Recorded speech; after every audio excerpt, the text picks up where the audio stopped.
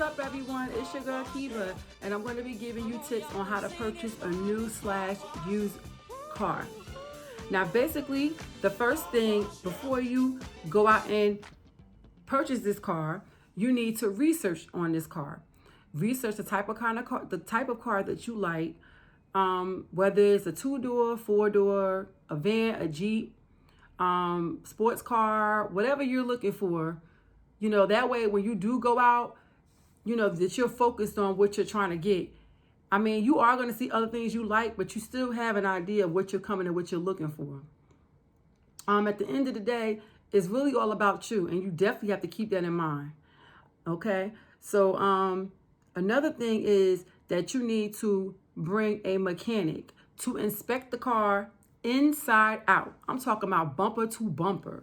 And the reason why I say that is everything that I'm telling you and a lot of things that I'm saying, it comes from experience. I mean, I have been purchasing cars for years. I have purchased so many cars, I probably can have a car lot keeping the road. But I was like, you know what? Let me just let other people know, because I don't want you to make the mistakes that I made. I mean, I really just don't want you to do that. So I say bring your mechanic. I mean, let him inspect under the hood. Start the car, listening for rattles and making sure the starter is good, checking the oils and the fluids and making sure nothing is really burnt. Because sometimes when things are burnt, like if the transmission oil is burnt, sometimes it might need to be changed, and sometimes it could be the trans. But like I said, you're going to test drive the vehicle, but the mechanic is going to test drive it as well to make sure that it's running properly. No idling, no skipping gears. When the transmission is shifting, everything should shift smooth. And I say this because I probably could be a mechanic myself, because I really know what to look for when I'm out looking for cars as well. Checking the brakes, making sure the brakes is good. Check the tires. It may sound like little stuff, but trust and believe, a lot of times these dealerships, they are not paying for that stuff. They will sell you the car the way it is, depending on warranties and different things. And I'm going to get into that right now. Okay, so if it's a new car, it is 2021, you're going to get a warranty for 3 years or 60,000 miles. Now, I don't know if they changed it, but that's normally the way it goes. If it's anything over 3 years, you have to purchase an extended warranty. Bullshit. Because how the hell are you going to be paying a car note and you got to pay for an extended warranty? Half of the time, the extended warranty don't cover anything. They charge you $2,000 for it, and oh, my gasket went. Oh, not that gasket. The gasket that you have to use to get to the water pump. You're like, what? So they're always trying to scheme and get around things. What else? Purchasers, extended warranty. Okay, yeah. That's if you're gonna finance a car. And don't rush. Take your time, because at the end of the day, it's your money. Whether you're financing it or spending cash, it is going to come out your pocket regardless. So make sure that it's something that you really want, something that you really like. I've been in a situation where I got a car because they was like, oh, this is all we can give you. No, put your foot down. But like, no, this is what I want. See what you can do to put me in this. You're calling the shots. Don't be intimidated by them, and don't be afraid of them. This is your money. You're calling the shots. You're asking for the specifics. You may not get everything you want, because, it depends on your credit and different things like that. But you can swindle them. I've seen it. I've done it. You can swindle them a little bit into getting what you want. Because at the end of the day, they'll throw you in a jalopy and you're paying $700 a month for it. They don't care. Once that contract is signed and they get their money, it's the hell with you. I got paid. So that's why it's very important that you know what you want. You call the shots, blah, blah, blah. Like, just take your time. It's your money. Remember that. Okay? If you're spending cash, try to get a better deal on the car, because money talking, bullshit walk. Sometimes if the car is 10, you might can get it for nine. They only want to go down like 1,000. So you probably get like for 9,000 or something like that. Or 500 less than what, the price.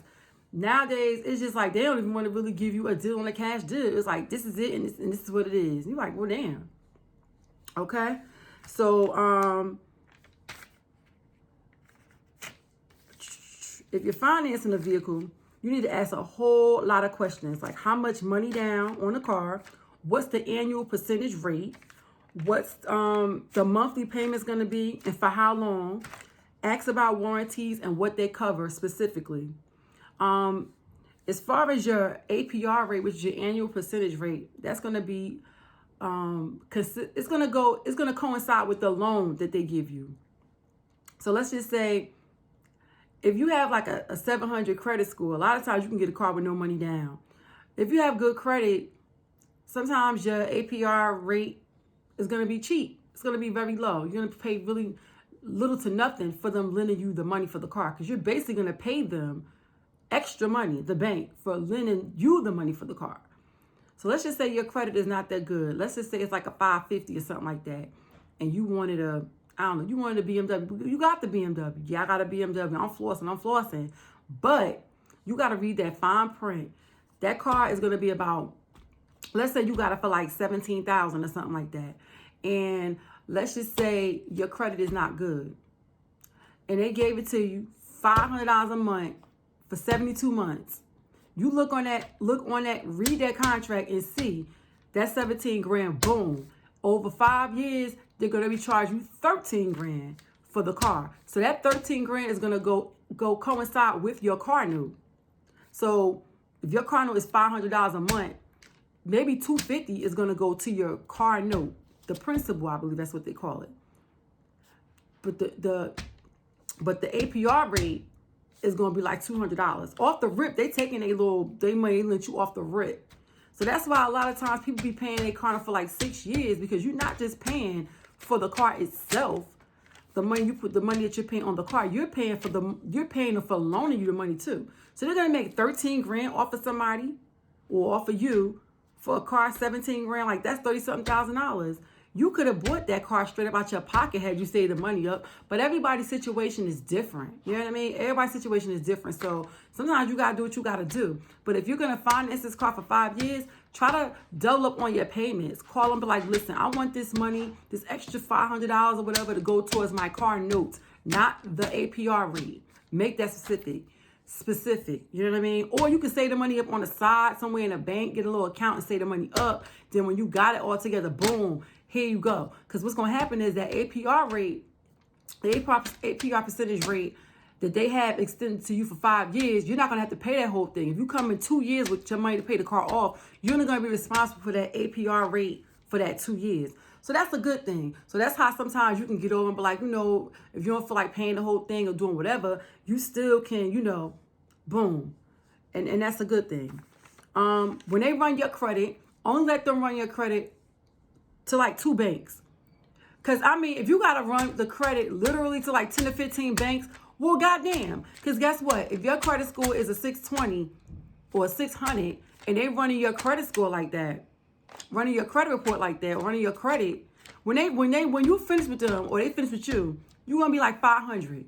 So try to just let them do 2 banks. If they gotta go to more than 2 banks, because the point is a point system and they're knocking you down. I think it's about, I want to say like 3 points, maybe 3 or 4 points. And they're not even being honest. They be lying because they be so thirsty to run your credit, try to get this car, say get money in their pocket. Let me tell you, these car selling people, they can be the devil. They can be the devil. You have to go on in on your A game. You have to keep a serious face. You can't laugh and joke with them. You got to be about your business, because the moment that you slip, they're going to take advantage of you. Girl, no Vaseline, I'm telling you, or man, whoever's watching this, no Vaseline, I'm telling you. All right, and what's next? Excuse me, I have to wipe my eye. Okay, so when you're reading this contract or whatever, make sure you thoroughly read the contract. Everything. How much the car is, the taxes on the car, the warranty. What else? Because they be adding stuff in there, giving you a maintenance plan. You ain't even know you had a maintenance plan. You ain't even asked for the maintenance plan. So make sure you get exactly what you want. And whenever that contract you have, whatever's in that contract that you see, if you don't want it, get it removed ASAP. Oh, I don't want this. I didn't ask for this. I didn't want this. I want this, that. Because that's your contract, your money. It's coming out your pocket, not theirs. You put your foot down And you be very specific though. Because my whole thing about it is this. At the end of the day, you got to pay that car note. You kind of set the guidelines to how much you want to spend and what you're looking to spend. Because they'll play with you with that too. Oh, I don't want my car note to be no more than about $350 a month. Oh, well, you know, it's going to be about $450. I didn't say that. Like, stand your ground, because I'm telling you, they will try to play you. They will try to play you. If you don't put your foot down, they will try to play you. Like I said, don't let them add things to the contract unless you approve it. You know what I'm saying? And remove it ASAP. I cannot even repeat this. Well, I can repeat it. I'm going to repeat it. I'm going to repeat this as much as I can because I know for a fact how they roll and how they get down. Some of them talk fast. No, slow down. What you say? Make sure you understand everything they saying. Don't let them talk fast you or push you. Like, you know, no. What did you say? And if you don't understand what they said, break it down. Break it down. Because like I said, once you sign that contract, it's a wrap. They're going to get paid and they on to the next. So we're going to go over these steps again before I conclude this with you. Make sure you do your research. Make sure you do your research. Make sure you know what you want. Get you a mechanic to come in and look at this car inside out. Brakes, tires, check the oils, check everything. Because what's going to happen is when you get home and you get that car, engine light. Make sure you check and see if you see an engine light. Because nowadays, it could be the littlest things with an engine light. It could be a tune-up. It could be an oil change. It could be, but then it could be other things too. It could be the engine. It could be something going on with the engine. It can be sensors. Foreign cars are known for sensors. But like I said, all the cars have different issues with engine lights. And don't try your best not to buy a car with an engine light on. And let me tell you, if that engine light come on within that week or two, bring that sucker right back and be like, no, this engine light came on. Anything that happened with that car within a month, or the warranty that they give you, because a lot of times when you pay cash for a car, they'll give you like a 6-month warranty, a 9-month warranty, whatever. You can still buy, your extended warranty. Make sure if anything go wrong with that car, you bring it back right away. Because the longer you linger and don't bring it back is when they're going to give you a hard time. Well, why didn't you bring it back when it happened? Or why did you take your time? Trust me, everything I'm telling you, I've been through it. I have been through it with these car salesmen. And I just don't want you to make the same mistake. So that's why I'm letting you know what it really is. So just make sure that you follow these guidelines. Don't let them run your credit more than 2 times. You know, when it comes to the warranty, you're going to get a warranty. Brand new car, 3 years, 60,000 miles. After that, you're going to get an extended warranty. That's why I say try to double up on that car and just pay that car off, because it ain't nothing like driving a car and you paying a car note and you still got to get it repaired and pay your car insurance and buy gas. That's just too much. It's too much and it becomes a headache. Don't let the car become a headache. I'm telling you. Do not let the car become a headache. And this is why I'm telling you all this information, because it is essential that you call the shots. You know what you want, specifically what you want. Read that contract. Don't let them talk fast to you. Break it down. I don't understand. Like, I just have to reiterate all this to you because I've been through it already and I know what it's like. If you feel intimidated and you feel like, you know what I mean, you may not know some things and you don't, bring somebody with you. Bring a man with you most of the time. A man that's experienced at this, because they always see a woman come in and it's, oh, yeah, I know I can get over on her. But let me tell you something. When I come, I'm a woman, and when I come with my A game, they be backing up like, whoa, whoa, whoa. They be looking all scared. I start talking that lingo about the car. You know what I'm saying? What need to be repaired. I start speaking that mechanic lingo, and they're like, oh, how the hell she know this? Because I know. I've been there. I know, and you're not going to play me. I'm not going to spend my hard-earned money with a dealership that's going to try to play me, because I will bat for what I need to bat for, and that's what it is. So once again, I need you to just go through everything. Take your time. It's your money. Don't rush. If you see a car that you're not interested in, go to the next. If the car ain't the dealership that you're looking for, go to another dealership. It is your money. And money is hard to come by, so you take your time when you're looking to purchase your vehicle. Hit that subscribe button. Get up in them comments and let me know how you feeling. Like my video, etc., etc. And if you're out there looking to buy a vehicle, whether you're a man or a woman, whoever's watching this video, good luck. Let me know if when you went out to purchase your vehicle, if you actually took the notes and listened to some of the things that I was saying to you, and let me know what happened with these little rinky-dink salespeople, because they will try to come for your money, honey. You will be driving down the street, broke down on 3 wheels, engine blown, everything, transmission going, everything. Don't be a victim. Stand your ground, and by the grace of God, you will get a great working vehicle. And that's what we're looking for. That is the accomplishment when you go to a dealership. You are looking for a vehicle that works. Oh, and another thing I must tell you. Do not, and I repeat, do not, if you want to buy a vehicle off of a person that's selling a car, like a personal purchase, somebody that don't work in a dealership, don't spend more than $1,000. Do not spend more than $1,000, because I'm going to tell you, you're going to be mad. There's been times where I have purchased a vehicle and off of a person, something wrong, you can't find them. That's number one. Number two, you try to take them to court, a lot of times you can't find them. So if you're spending money more than $1,000 or more than $1,500 to $2,000, $2,500, you need to go to a dealership, because guess what? When something happens to that car, anything happened in that car, they can't go nowhere. It's a business.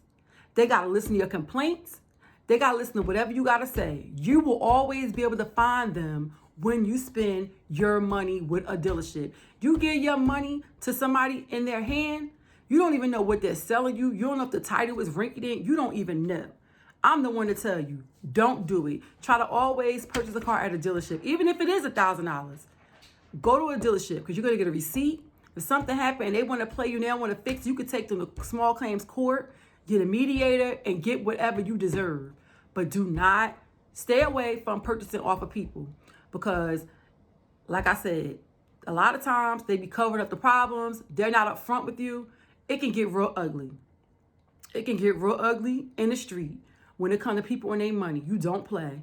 So that's one thing I wanted to tell you as advice. Take that advice. Take everything I told you. Take all my little gems that I dished out or whatever, and you put that in your bag or your back pocket, and you make it work. You make it sprinkle when you go up in that dealership. Let them know, straight face, you ain't playing. Okay? So hit that subscribe button. Hit that like button. Give me some comments. Let me know how you feeling. And good luck, people. I would love to hear the outcome.